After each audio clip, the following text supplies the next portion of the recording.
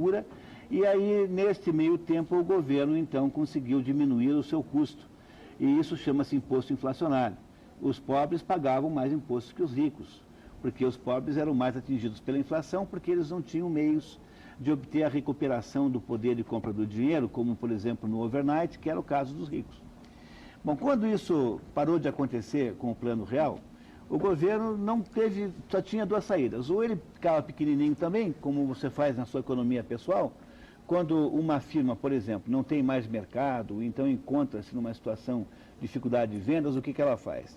Ela reduz os seus custos, reduz o tamanho, manda embora as pessoas com muita dor, muita insatisfação, mas manda embora. O que o governo faz quando a economia não lhe permite mais obter recursos, por exemplo, por meio da inflação, do imposto inflacionário? O governo, que não tem menor intenção de diminuir os seus custos, e não o faz de fato, ele fez duas coisas no Brasil. Primeiro, dobrou praticamente a carga tributária. Então, entre o governo FHC e o governo Lula, nós tivemos quase o dobro da carga tributária real. Em segundo lugar, você começa a emitir títulos com taxas de juros muito altas para pegar emprestado no mercado aquele dinheiro que apenas a Receita Tributária não foi capaz de permitir, com o qual ela teria permitido a cobertura das despesas governamentais.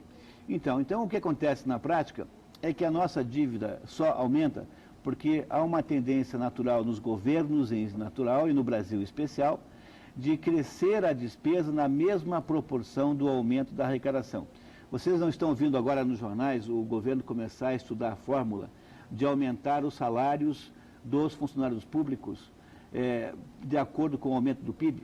Veja, o que é isso? É apenas uma ideia que revela que o governo pretende gastar tudo o que ele puder sempre. Quer dizer, o governo não fará economia nenhuma jamais. O governo não pensa em economia. Como ele não pensa em economia, ele continuará emitindo títulos para cobrir aquele pedaço das suas despesas que a Receita Tributária não cobre, porque a Receita Tributária também tem um limite. Ela chega num ponto, o Severino Cavalcante implica e daí não dá mais. Quer dizer, de vez em quando a sociedade se rebela. Então você precisa continuar emitindo títulos. Então, não só porque você emite títulos, como também porque a taxa de juros que você paga, que é a tal da Selic, em parte desses títulos, tende a crescer o tempo todo a título de controlar a inflação. A dívida brasileira do Estado, que é quase R$ 1 trilhão, ela só aumenta e tende a continuar aumentando. Não há nenhum fator que possa nos dar alguma esperança.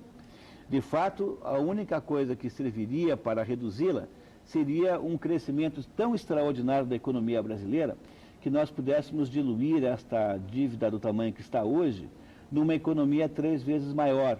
Mas quando você pensa nessa hipótese, você também não consegue enxergar nenhuma luz no fundo do túnel, porque para que a economia brasileira pudesse crescer, digamos, 10% ao ano, 15 anos seguidos, que era o mínimo que tinha que fazer, teria de ter, obviamente, uma tributação muito menor, teria de haver uma legislação trabalhista absolutamente menor do que essa e muito mais liberal, ou seja, as condições necessárias para a economia crescer não estão presentes. Então, criamos um dilema insolúvel, que é mais ou menos assim, é uma espécie de efeito Tostines ao inverso. A economia não sobe, não cresce, porque o tamanho do Estado e o tamanho financeiro da gestão pública não permite. E esse tamanho financeiro da gestão pública não cai, não reduz, porque a economia não cresce. Ou seja, é um dilema absolutamente insolúvel, que não parece ter aí nenhuma possibilidade de solução. É por isso que eu tenho dito a vocês aqui no programa que a tendência da economia brasileira é ficar flutuando em ciclos de alta conjuntura, aquele em que do qual nós estamos saindo agora, estamos reduzindo, e ciclos de baixa conjuntura, naquele efeito da roda gigante que nunca sai do lugar, embora as pessoas que estejam sentadas numa cadeirinha daquelas tenham a sensação de que elas sobem e descem, que elas se movimentam.